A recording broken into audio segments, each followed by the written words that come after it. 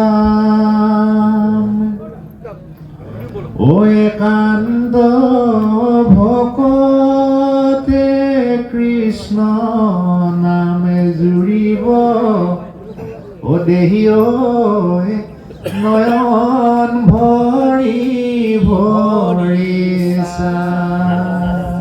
এবাৰ গাই দিওঁ ভাল লাগিব দিয়ক ৰামে ভকৰ সংলৈ যাম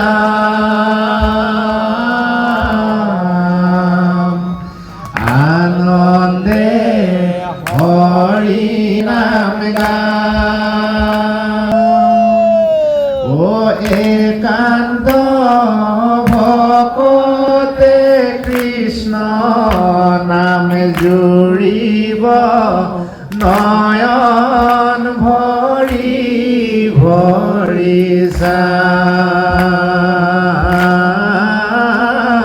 নয়ন ভৰি ভৰি চাম কৃষ্ণ এনেহেন একান্ত ভকত সমস্তজন সকলোকে নয়ন ভৰি চোৱাৰ যি সৌভাগ্য এই সৌভাগ্যৰ বাবে আমি এটা বছৰ অপেক্ষা কৰিব লগা হয় আৰু এটা বছৰৰ অন্তত আজি এই শুভ দিনটো উপস্থিত হয়হি এই দিনটোত আমাৰ কোনো মায়ামোহৰ প্ৰতি আসক্তি নাই আত্মীয় স্বজন পুত্ৰ ভাইজা ধন ঘৰ দুৱাৰ কাৰো কলৈকো মনত নপৰে কেৱল ভকতৰ প্ৰতি স্পৃহা সান্নিধ্য সংস্পৰ্শ নহয়নে আহক ভাগৱতৰ অমৃত কথা দ্বিতীয় স্কন্ধৰ ভিতৰ ওচৰলৈকে আগবাঢ়ো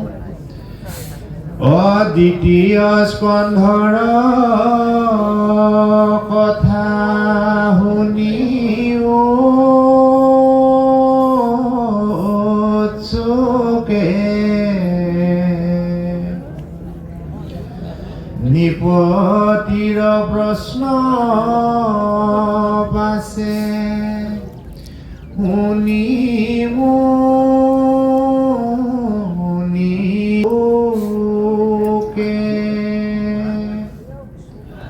কৃষ্ণ পদ জপ হৃদয়ত ধৰি দিলন্দ সিদ্ধান্ত তাংক সাধুৰ বাদ কৰি ধন্য নৰপতি মতি উত্তম তোমাৰ পুছিলা হাজিতো কথা সংসাৰ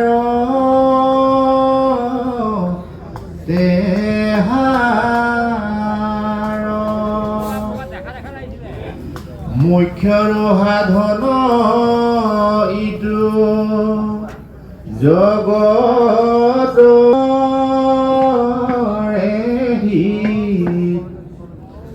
লভিলা মুকুতি যিটো তাহাৰ বাঞ্চি কৃষ্ণ এয়া শ্ৰীমদ ভাগৱত শাস্ত্ৰৰ দ্বিতীয় স্কন্ধৰ ভাগৱত ধৰ্ম কথনৰ এই অধ্যায় পাতনি মেলা হৈছে মোৰ সুহৃদৰ বান্ধৱ হৰিদাস প্ৰভুজনাই মংগলাচৰণৰ পদ সংখ্যক আপোনালোকৰ আগত ব্যাখ্যা কৰিলে মোৰ সুহৃদৰ বান্ধৱ অনিল তাঁতী প্ৰভুজনাৰ পৰিচালনাত এই নামঘৰ অনুষ্ঠান ভাগ কাৰ্যসূচী ৰূপায়ণ হৈছে গতিকে বান্ধৱ তাঁতী বাবুলৈ শ্ৰদ্ধা ভক্তি সেৱা জনাই আধা ঘণ্টা সময়ৰ বাবে আপোনালোকৰ মাজত ঈশ্বৰৰ কথা আলোচনা কৰিবলৈ আগবাঢ়ি আহিছোঁ এই শুভক্ষণত সন্মানীয় আয়োজক সমিতি তথা নামঘৰ পৰিচালনা সমিতিৰ সকলো কৰ্মকৰ্তাৰ চৰণত শিৰ থলোঁ আদৰণী সমিতি আপ্ৰাণ চেষ্টাত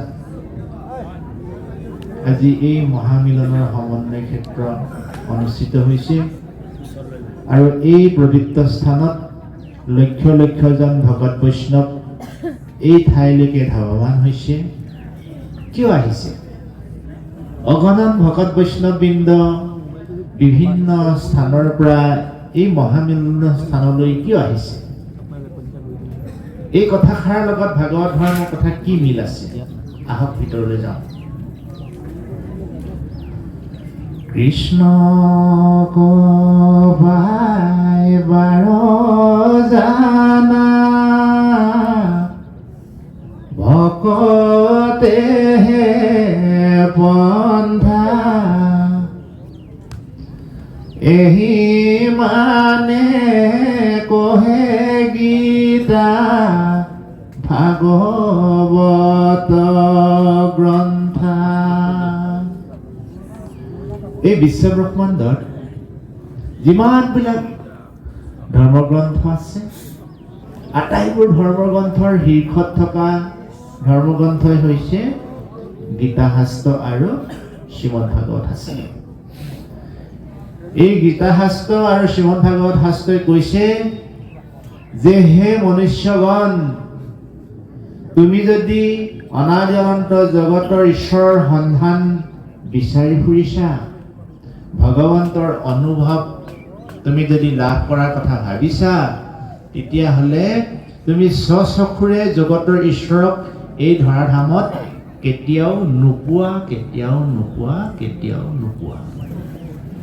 কিন্তু এটা পথ আছে সেই পথটো হৈছে ভগৱন্ত প্ৰাপ্তিৰ যি ধাৱমান হোৱা এই অমৃত গংগা সেয়া হৈছে ভকতৰ সংগ কৃষ্ণক পাইবাৰ জানা ভকতেহে পন্থা গতিকে সেই মনুষ্যগণ তুমি যদি কৃষ্ণৰ অনুভৱ কৃষ্ণ সান্নিধ্য কৃষ্ণ সংস্পৰ্শ লগ পোৱাৰ কথা ভাবা তেতিয়াহ'লে তুমি ভকতৰ সংগ ল'ব লাগিব আৰু এই আপ্ত বাক্যকে সাৰোগত কৰি গুণী জ্ঞানী সজ্জনসকলৰ এই পৰামৰ্শকে হিৰত লৈ সমস্তজন সাধু ব্যক্তিয়ে এই ভকতৰ সংগলৈ আহে তাৰে ভিতৰত আপুনি ময়ো এজন তাৰে ভকতৰ পথিক গতিকে আমি এই স্থানলৈ অহা মূল লক্ষ্য উদ্দেশ্য হৈছে আমি কৃষ্ণৰ সান্নিধ্য পোৱা বা জগতৰ ঈশ্বৰৰ সংস্পৰ্শত আমি উপনীত হোৱা আজি এই ভাগৱত ধৰ্ম কথনত মহামুনি শুকদেৱে ৰজা পৰীক্ষিতৰ আগত কৈছে যে হে ৰাজন অনাদি অনন্ত পৰম ব্ৰহ্ম ভগৱন্তৰ গুণনাম শ্ৰেষ্ঠ পৰম ব্ৰহ্ম ভগৱন্তই হৈছে সৰ্বে সৰ্বা স্ৰষ্টা দ্ৰষ্টা নিয়ন্তা তুমি শাপগ্ৰস্ত হৈ নিজকে বৰ দুৰ্ভগীয়া বুলি ভাবি তুমি যি হতাশাত ভুগিছা এই হতাশাৰ পৰা নিৰ্মল হ'ব পাৰিবা একমাত্ৰ জগতৰ ঈশ্বৰৰ গুণনাম শ্ৰৱণ আৰু কীৰ্তন কৰিলে আমি এটা কথা এই আপাহতে জানি থোৱাটো ভাল হ'ব যে পৰম ব্ৰহ্ম ভগৱন্তক আবাহন আপুনি মই তিনি প্ৰকাৰেৰে কৰিব পাৰোঁ সেয়া হৈছে প্ৰাথমিক পৰ্যায় হৈছে চিন্ময় মৃন্ময় আমি যেতিয়াই সৰু হৈ আছিলোঁ তেতিয়াই আমাক আমাৰ মা দেউতা অভিভাৱকসকলে দেখুৱাইছিল এখন ফটোত যে এইজনেই জগতৰ ঈশ্বৰ এয়াই হৈছে জগত মাতৃ আই লক্ষী এয়াই হৈছে তেওঁৰ গৰুড় বাহন ইত্যাদি ইত্যাদি ফটোত আপোনাক মোক যেতিয়া আমাৰ অভিভাৱকসকলে দেখুৱাইছিল সেয়াই হৈছে চিন্ময় বা মৃন্ময় আৰু জগতৰ ঈশ্বৰ পৰম ব্ৰহ্ম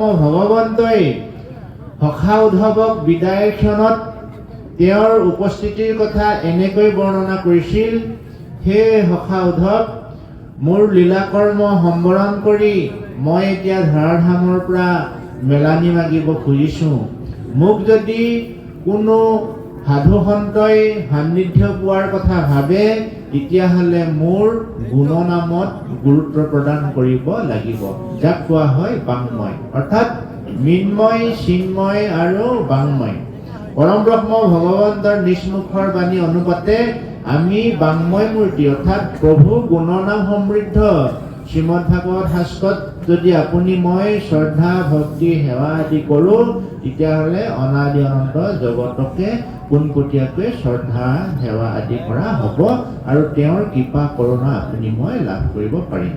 এই কথাখিনি ক'বলৈকে মহামুনি ভোগদেৱে ৰজা পৰীক্ষিতৰ আগত কিন্তু পোনে পোনে কোৱা নাছিল। কেনেকৈ কৈছিলে যে কৃষ্ণপদ পংকজক হৃদয়ত ধৰি দিলন্ত সিদ্ধান্ত তাক সাধুৰ বাদ কৰি। এতিয়া এই কথাটোৱে আমাক ইয়াকে বুজাইছে যে আপুনি মই কাৰোবাক কিবা এটা ক'বলৈ ল'লে কথাষাৰ কোৱাৰ আগমুহূৰ্তত আমি ভাবি চিন্তি গণি পিটি চাইহে সেই ব্যক্তিজনক আমি পৰামৰ্শই হওক বা উপদেশেই হওক দিব লাগে। তেতিয়া কি হয়, কওঁতাজনৰ কথাখিনি শুনোতাজনৰ কামত থাকে। ধন্য নৰপতিমতী উত্তম তোমাৰ পুচিলাহা যিটো কথা সংসাৰত হাৰ মুখ্যৰো সাধন এইটো জগতৰে হিত লভিলা মুকুতি যিটো তাহাৰো বাঞ্চে।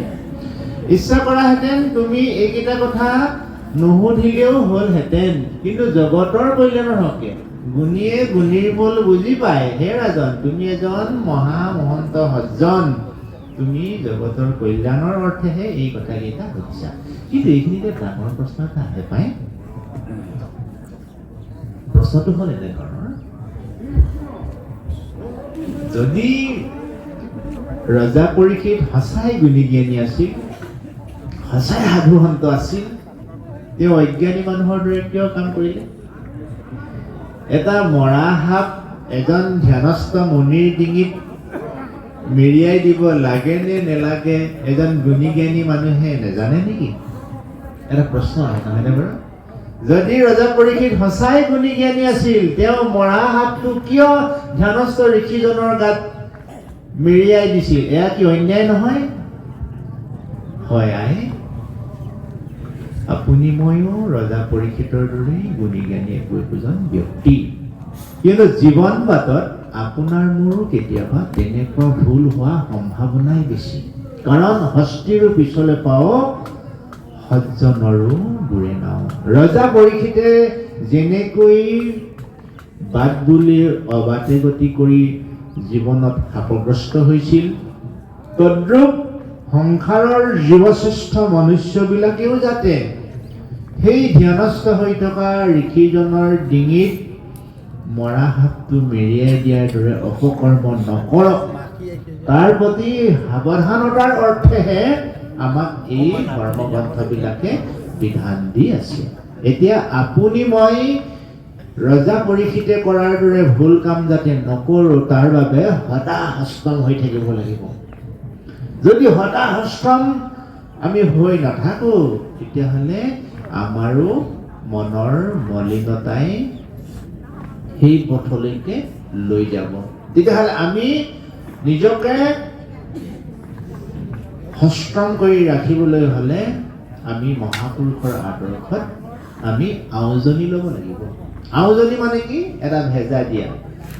যেনে এডাল লতাই যেনেকৈ খুঁটা এটা বা চাং এখন নহ'লে মানে সি ওপৰলৈ বগাই যাব নোৱাৰে, তদ্ৰূপ আমি জীৱশ্ৰেষ্ঠ মনুষ্যই ভক্তিত যদি আউজনি নলওঁ, তেতিয়াহ'লে আমাৰ মনটোক আমি যিমান চেষ্টা কৰি স্থিৰ কৰি ৰাখিম বুলি ভাবিলেও কেতিয়াবা নিমিষতে পিছলি যাব।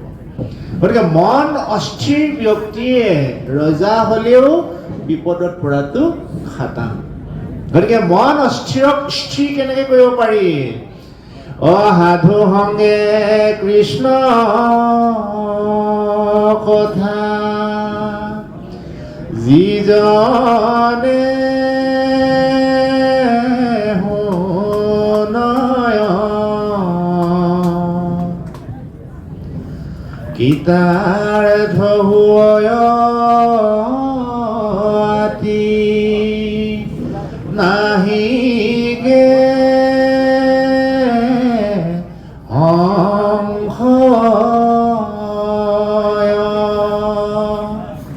এতিয়া উপায় ওলাই গ'ল নহয়নে?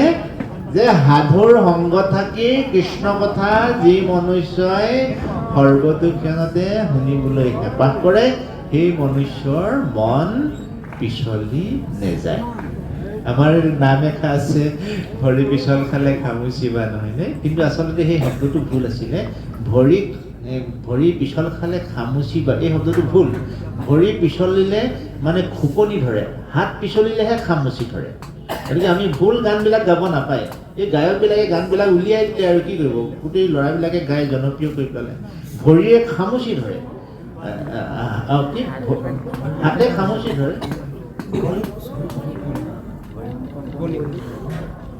ভৰিয়ে খোপনি ধৰে, হাতেৰেহে খামুচি ধৰে। শব্দবোৰ কওঁতে শুদ্ধকৈ ক'ব লাগে সদায়। আমাৰ সেইটো ভুল গান এটা ওলাই গ'ল দেই। আৰু যি কি নহওক আমাৰ মনটো আমি খোপনি দিয়া বা খামুচি দিয়া একমাত্ৰ উপায় হৈছে ভক্তৰ সংগত সাধু কথা। কিন্তু এটা কথা, আমি বাৰু সদায় ভকতৰ সংগ পাওঁনে? কেতিয়াও সম্ভৱ নহয়। আজিলৈ অধিৱেশনখনলৈ আমি ৩৬৫ দিন অপেক্ষা কৰিব লগা হৈছে, নহয়নে? গতিকে আমি সদায় ভকতৰ সংগ পোৱা এটা বিধান নিমিৰবসিদ্ধ সংবাদত একাদশ স্কন্ধত উল্লেখ আছে যে নিমিৰজাই নৱসিদ্ধ কৈছে, হে সিদ্ধগণ, আজি বাৰু মোৰ দৰে এজন শ্ৰোতা পাই তোমালোকে ঈশ্বৰৰ অমৃত কথা কৈ ধন্য হ'লা বা ময়ো ধন্য হ'লো। কিন্তু মোৰ দৰে যেতিয়া তোমালোকে শ্ৰোতা নোপোৱা তেতিয়া তোমালোকে কি কৰা? তেতিয়া নৱসিদ্ধই কৈছে যে হে ৰাজন, তোমাৰ দৰে যেতিয়া আমি শ্ৰোতা নেপাওঁ তেতিয়া আমাৰ ৯জনৰ ভিতৰতে আমাৰ এজনে কয়, আমি ৮জনে শুনো। তদ্ৰূপ এই বিশ্ব ব্ৰহ্মাণ্ডত আপুনি মই সেই ধাৰাটো প্ৰয়োগ কৰিব লাগিব। মানে সদায় আমি এনেকুৱা ভকতৰ সংগ নেপাম। গতিকে আমি ল'ৰা ছোৱালী মানে পুত্ৰ ভাইটিয়া আত্মীয় স্বজনকে লৈ পেলাই আমি ঘৰখনত সেই কাৰ্যক্ৰমণিকাটো কৰিব লাগিব। ৰাতিপুৱাই হওক গধূলিয়েই হওক যিকোনো এটা শুভ মুহূৰ্তত আমি আহোঁ উপায় সেৱা ভাগ কৰোঁ। মায়াৰ দৃষ্টিত তুমি মোৰ দেউতা, তুমি মোৰ ল'ৰা, তুমি মোৰ ভাইটিয়া, কিন্তু ভক্তিৰ দৃষ্টিত আমি এক ঈশ্বৰৰ সন্তান। গতিকে এক মুহূৰ্তত যদি আমি সেই ড্ৰয়িং ৰুমটোতেই হওক পাকঘৰতে হওক লগ লাগি পেলাই এষাৰ দুষাৰ আমি ঈশ্বৰৰ ওচৰত মানে আগবঢ়াই দিলোঁ, তেতিয়া পৰস্পৰৰ মানুহৰ মাজত এটা আমাৰ আত্মিক সম্পৰ্কটো ভাবে। এই দেউতাইচোন আজিকালি আমাক গুৰুত্ব দিয়া হ'ল, ল'ৰাইও ভাবিব, বোৱাৰীয়েকেও ভাবিব, বুজিছেনে? ঘৰৰ যিমানবিলাক সদস্য আছে আটাইখিনিৰ মাজত এটা বন্ধুত্ব সুলভ সম্পৰ্ক হয়। গতিকে এই ধাৰাবিলাকৰ যোগেদি আমাৰ মনটো সুন্দৰ স্বচ্ছ নিকা আৰু কৰ্ম উদ্যমী হৈ পৰে। আৰু যদি মন কৰ্ম উদ্যমী হৈ নাথাকে, মন যদি হতাশ হয়, মন যদি সংকুচিত হয়, মন যদি বিষাদেৰে ভৰি থাকে, তেতিয়া আপুনি গম পাব যে আপোনাৰ জীৱনত আপোনা আপুনি সমস্যাবিলাক আহি থাকিব। আৰু সেই সমস্যাবিলাক আহোঁতে এদিন লুটি খাই পৰাৰ সম্ভাৱনা থাকে। লুটি খাই পৰা মানে কি? অসৎ কৰ্মৰ প্ৰতি মনটো বেছিকৈ ধাৱমান হোৱাৰ সম্ভাৱনা থাকে। গতিকে সেই ৰাজন, তুমি যি কথা সুধিছা এয়া হৈছে জগতৰ কল্যাণৰ অৰ্থে। গতিকে মোৰ সাধ্যানুসাৰে মই তোমাক এই প্ৰশ্নৰ সমাধান দিম, এই বুলি পৰম ব্ৰহ্ম ভগৱন্তক মনৰ স্পদত স্মৰণ কৰি মহামুনি ভোগদেৱে ৰজা পৰীক্ষিতৰ আগত উত্তৰ দিবলৈ আৰম্ভ কৰিছে। নাহি জ্ঞান যাৰ জাতি, ধৰ্ম মাত্ৰ কৰে, অনিতে বলি বিশ্ববংশ যজ্ঞ আচৰে, তাহাৰ সুতব্য কথা আছে অসংখ্যাত, হৰি বিমুখৰ ব্যৰ্থে আয়ু পাত, অদিন ভৈলে ধন কুটুম্বৰ চিন্তা কৰ,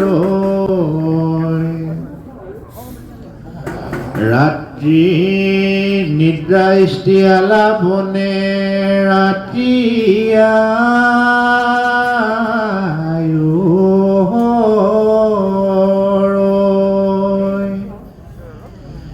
মিছা বিষয় মাত্ৰ কৰয় অভিলাষ যিহেতু নে দেখৈ নৰে আপোন বিনা অহেন জানি যাৰ ইচ্ছা মুখ্য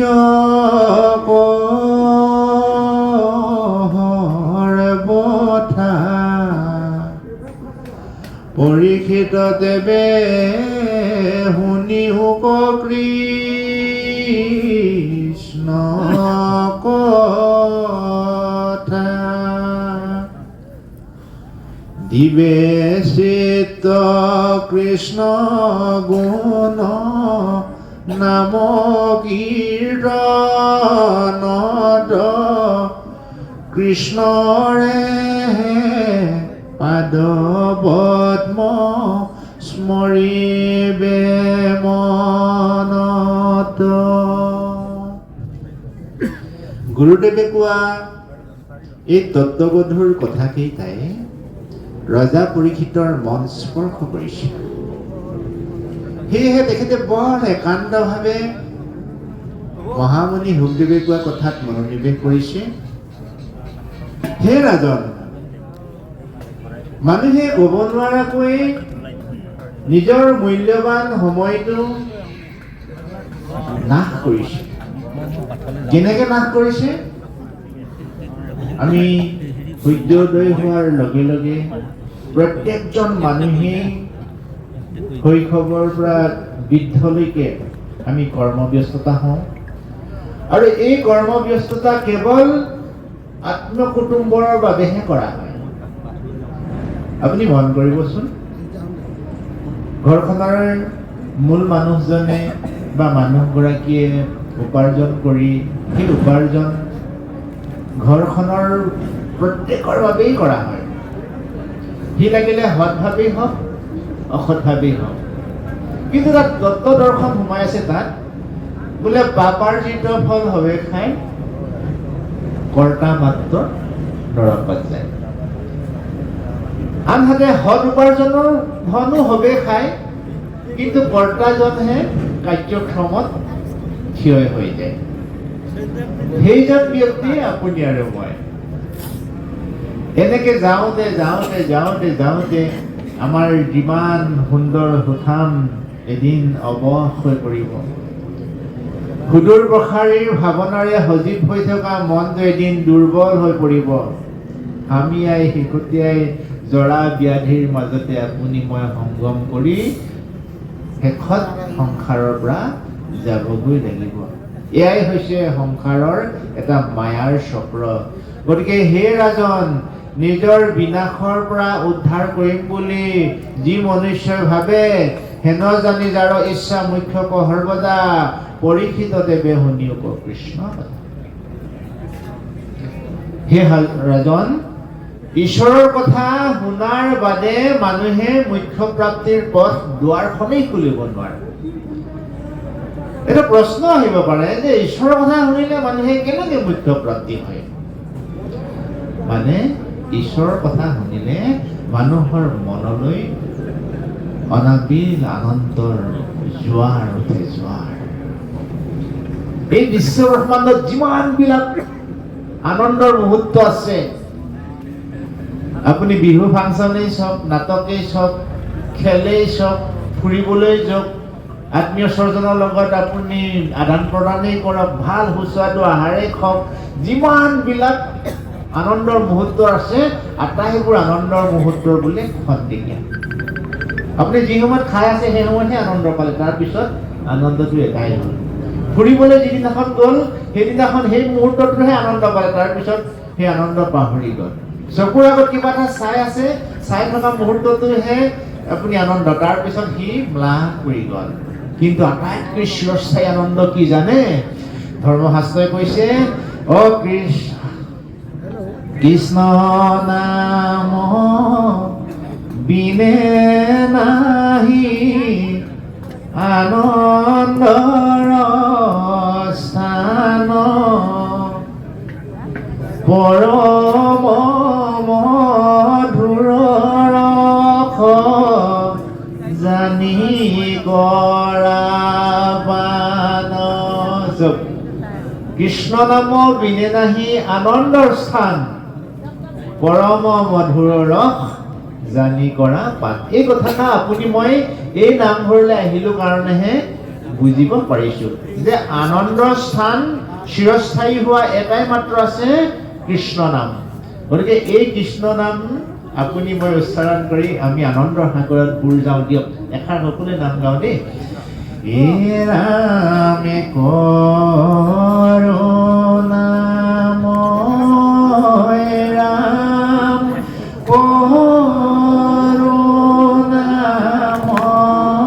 কৰোণাময় কৰিও কিবা যেন উচিত হয়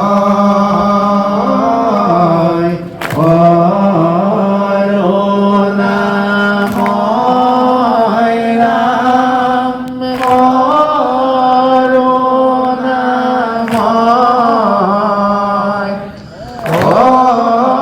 কৰিও কিবা যেন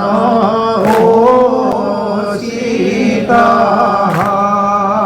হে ৰাম তুমি হে ৰাম কিবা ৰসৰ নিধি তোমাৰ কিবা বিনে নাহি কেহিদে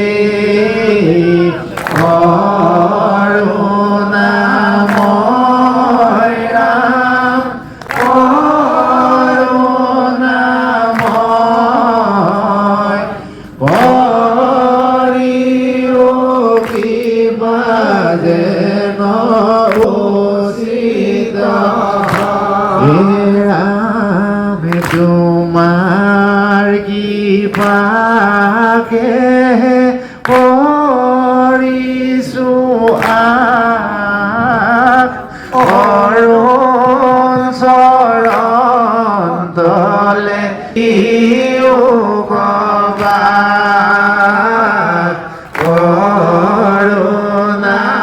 কৰোণাময় ৰাম কৰোণাময়